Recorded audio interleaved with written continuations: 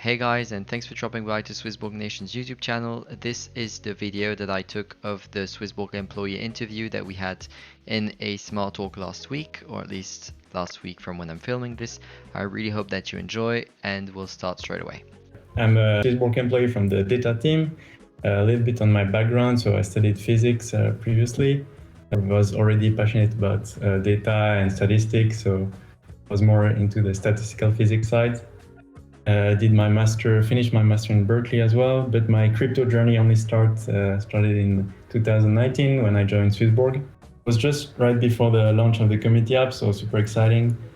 And at that moment, you really count each user. We had dashboard, everything, everywhere in the office. It was super exciting, super fun.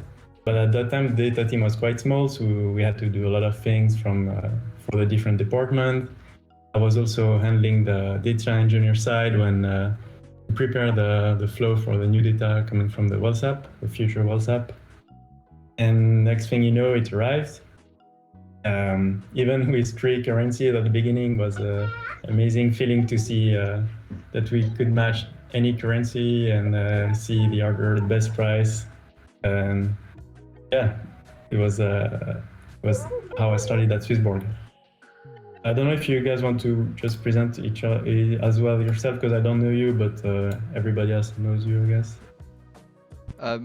So right here you're with Ben, which is me. I've been in the community and done most of stuff in the English channels for 6 months now, maybe a bit more. And then I spotted LSP out of the crowd, and then you can present yourself. Yep. Basically, my name is LSP. That was the name I was given at birth. And I think that's about it, really. No, but basically, Tom, I do all of the analysis on CHSB. So the charting, do some education on, trading, that sort of thing. I've been trading and investing for over 25 years. So, Ben said to me, look, I like, some of the stuff that you do. Can you do the chats, with me? I said, yeah, let's do it. And it's been going, since then, basically. Cool. Nice to meet you. And we love it. Yep. Nice to meet you too, my friend. So I was speaking about the OMS. I can quickly share some funny stats about it. Recently you saw that we added Bitfinex as well, and only after 24 hours, the volumes for the CHSB has been evenly split between the HitBTC and Bitfinex, so it's quite good. And you can see as well that the sell volume has been mostly on Bitfinex, whereas the buy volume mostly on HitBTC. That's another example of the OMS capabilities to exploit maybe the slight difference of prices between the two exchanges. And after only 24 hours, we had already more than 2,000 trades went through Bitfinex. You can see on the right that the most popular exchange is Euro to CHSB. In numbers of trades, we had more than 260,000, and most exchange pair is USDC with BTC. So you gotta respect the king, still the most traded token. And if you like, the most complex trade was one that went over 60 trade in total to the OMS, and it involved 10 currencies. In the between, it was from BTC to GBP. You can imagine that it was not a little amount, so that's why it involved so many currencies in the middle. But the WhatsApp is not only about the OMS but also about users. So as we saw, most commonly traded was from Euro, and it's for a reason, because most of our users are coming from the Europe zone, but we are over more than 100 countries now.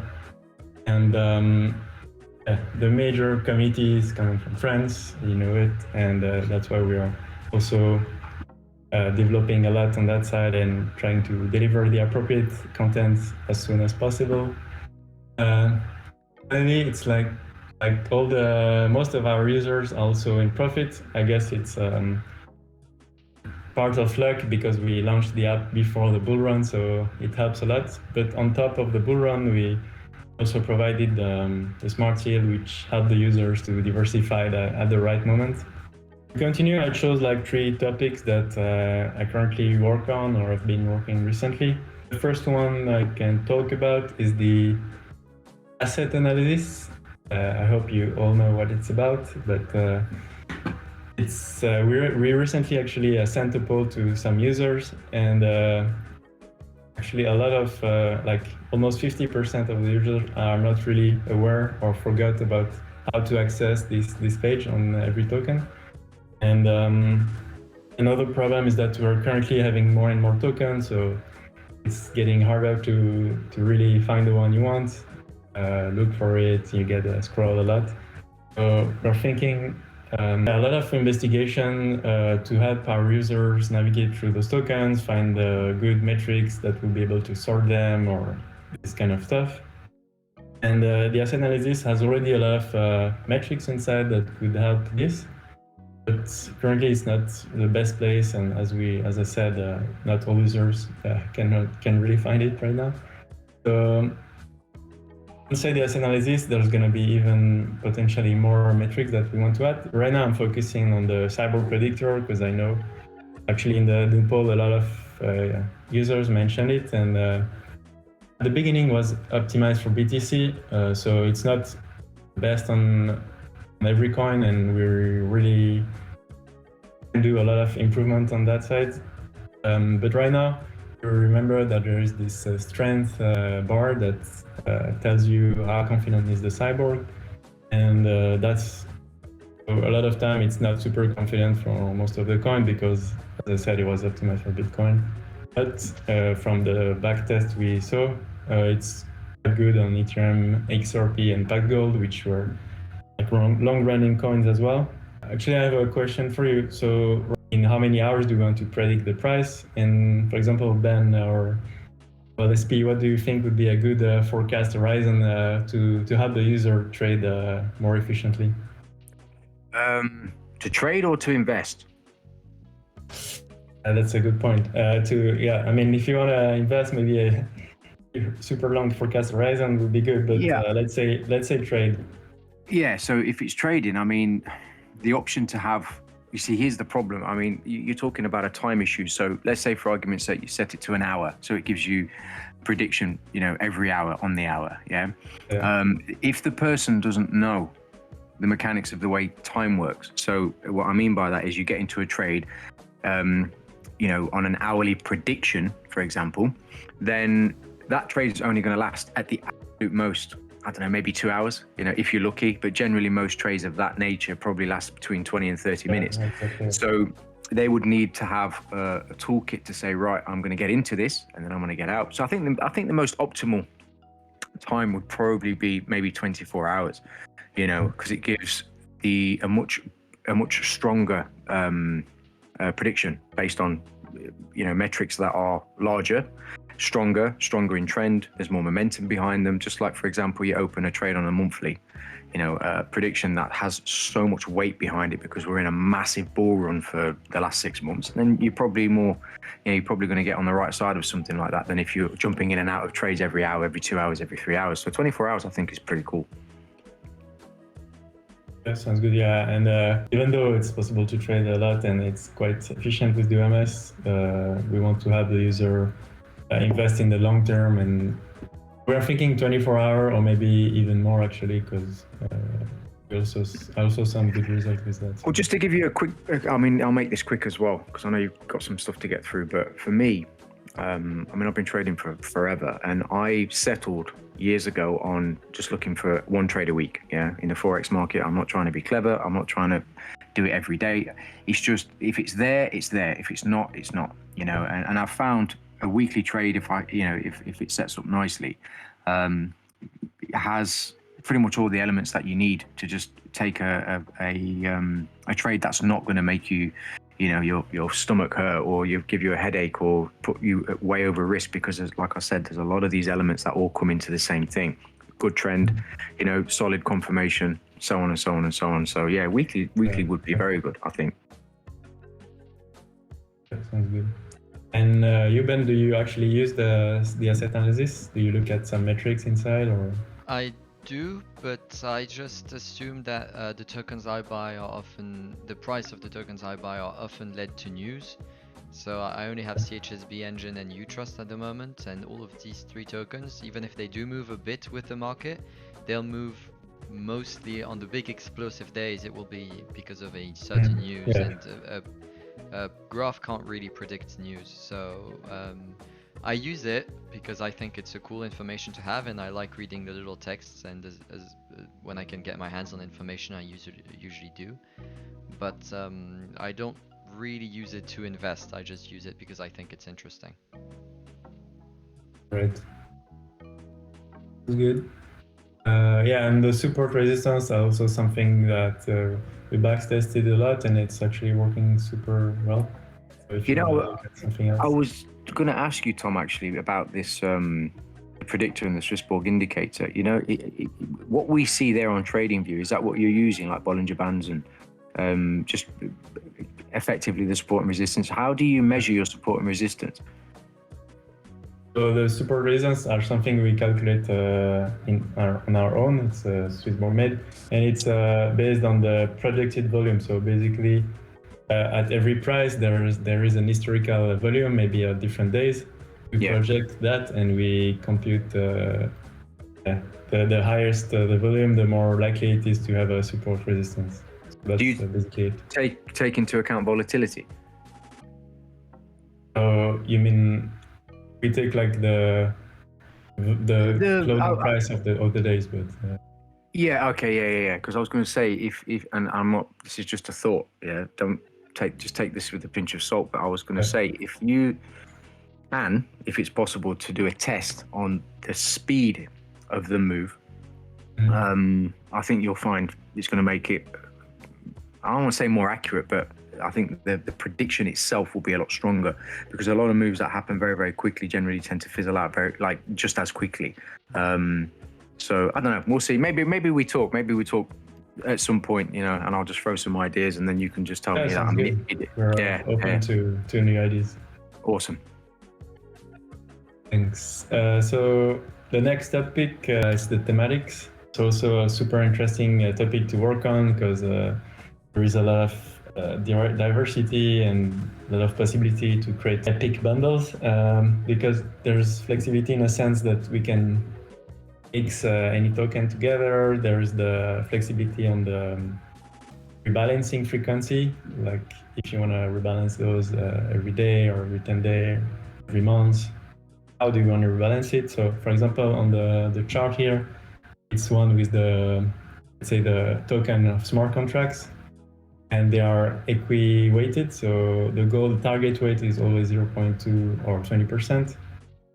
And it's rebalanced every 10 days. So you can see that at some times, for example, the dots, it takes a lot of space and it takes a lot more weight because the price increased. So the balance is more important in the bundle of crypto, the thematic. And after 10 days, it's rebalanced to the 20%. That's a simple thematic, equi-weighted. So usually you want to do that when you want to expose yourself to a certain type of market. You don't really know which one is going to be the main driving chain for smart contracts, for example, or maybe you think they will all live in harmony together. And so you just want to expose yourself to all those coins. You can imagine that for different things, like just the DeFi ecosystem or different topics. And but there's also different possibilities. For example, you want to, like in the traditional finance, people like to have a bundle of assets and just maximize the Sharpe ratio. So you could also imagine something like that, having chosen assets that you like, and you would like to maximize your portfolio in terms of Sharpe ratio, which is, for the people who don't know, the kind of the risk-reward ratio of the portfolio, using the correlation between the tokens. You see that's already a bit different. The rebalancing mechanism, you need to calculate the historical prices of the token inside the portfolio and assess the new weights based on that.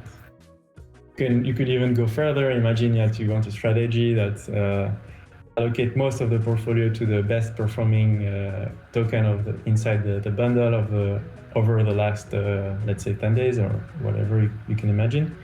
And that would be a really aggressive thematic that goes almost all in or within a maximum limit. to a specific coin inside your portfolio. Really, there's a lot of mixing and playing in those thematics, and so we're working a lot on this, doing a lot of backtest analysis and statistics, and that's really something I will be super glad to share when the time comes. Is it a matter of months or year for the thematic? I would not say years, but I have no schedule. I mean, I don't know myself the exact timeline, so I cannot say anything. Thank you. You know that. Sorry, Tom. I'm short. I have a question. I was looking at your thematics, and I know it's currently it's developed as a time-based system, the rebalancing. But does the team have the thought of to make it like guided by AI, for example, that it's like a bit intelligent behind the rebalancing mechanism? Yeah, for example, we also testing like maybe the weights of your thematic would be checked every day, and based on either the SwissBorg indicator or some other metrics, AI oriented, could change the weight on a daily basis based on that. So we're also investigating those paths, a bit more complex. So those are probably not the first thematic we're gonna release, but we're also investing that path of more complex and really AI-driven thematics. The next topic, as you saw today, we released a paper on impermanent loss, and to explain what it is exactly, I will just introduce what is liquidity providing. So, as you know, in the DeFi ecosystem, you can there's some decentralized exchange, and for that, people need to provide liquidity in order to have those exchanges to happen. For example, you can lock your Ethereum and USDC in a smart contract, and people that want to trade Ethereum against USDC will use the tokens you provided as a way to get the opposite token. You can find more detailed explanation about liquidity providing in the article, and more mathematics about it. But one of the problem with liquidity providing, one of the problems for the trader is that if there's not enough liquidity, it's from the graph of the left, the liquidity is given by the two lines. So if you have not enough liquidity, for example, only 100 Ethereum and the opposite amount in USDC, for example, in a single pool. If a trader wants to trade like 20 Ethereum, it's gonna get a huge discrepancy inside the pool, and the price will be quite expensive for the trade because of the slippage, basically. And if you have more liquidity inside the pool, the trade will have a more aligned price, let's say, or the price will be closer to the marketplace. So bigger the pool is, the better, because less slippage there will be for the traders. But the liquidity providers need to receive something. I mean, why would they provide liquidity? There's always risk to not hold it in your personal wallet. So the reward they have is that they get a fee, they get a percentage on every trade that happens in the liquidity pool. But most of the time it goes between 0.1 to, let's say, 10% of APY for a pool. So this often is not sufficient to compensate for the impermanent loss. And what is impermanent loss? Is actually the loss you have compared to holding the asset outside of the pool. So for example, why would you lose? Because in fact, when the price changes inside the pool, to keep the same amount in USD value of the two tokens, if one goes up, it needs to reduce the amount of this token. You have less exposition to the token that goes up, and in that way you lose all the gains you could have by having this token that goes up. So you can see on the right, if you have a 100% increase of the price, you're already like close to a 10% impermanent loss compared to having the coins outside of the pool. So there's always a risk to lose the coins. And for example, just over the year 2020, we saw that it was quite bullish, so the Bitcoin increased quite a lot, and it led to 20% impermanent loss if you had your token inside a pool versus USDC. So that's something you really want to avoid because it can kill all your gains inside the liquidity pools. And you either want to find tokens that are really correlated. For example, Ethereum and BTC only had 1% impermanent loss over this same year because they move in direction. So the price change over the two was not that drastic. And in this paper that we released today, we show that there are some ways to rebalance more frequently when you're in a bullish period and keep a part of the token outside of pool, still a bit inside the pool, and reduce in that sense the impermanent loss. The part outside the pool, you try to trade to have the opposite effect of what's happening inside the pool and keep your exposure to closest to what you would have if you didn't do anything. So there's some techniques like this to reduce your loss due to impermanent loss, and that's pretty much what we explain in this paper. But of course, you gotta take the fees into account because when you trade, there's some fees. You gotta take the gas fees into account as well because when you join the pool or leave the pool, there are gas fees to pay. So there is a lot of parameters to take into account, and that's why it's quite tricky. And that's a lot of people have proposed good techniques to avoid this impermanent loss. We have already a list of questions ready. I will go through them. Do you want to have the pleasure to ask the question, Ben, or shall I go through? Yeah, go for it. Can we expect the yield return to go up in the future, and what would be required for this to happen? So I guess part of the answer is also linked to the topic of before. Yeah, basically we can expect the yield to go up because right now we saw that on every big platform the yield went down this summer. We had a crazy DeFi winter and spring, but yeah, the rates went down after. And of course, there's always some crazy API on different platforms, but the risk is also bigger on those platforms. So that's why we avoid those. And as you know, we are reach quite a size for the smart yield as well. You can check the numbers on the website, but it's not possible to join any liquidity pool or any DeFi space without affecting the overall yield. If we take too much of the space, for example, the trading fees, we need to share them with other people, and if we're just too big, there's less yield to share. How many times did you go to La Jetée in the last couple of months? Sadly, not enough, because the weather was not that great in Switzerland, but you can also find me near the beach volleyball fields, which are not that far from La Jetée. Have you been there actually?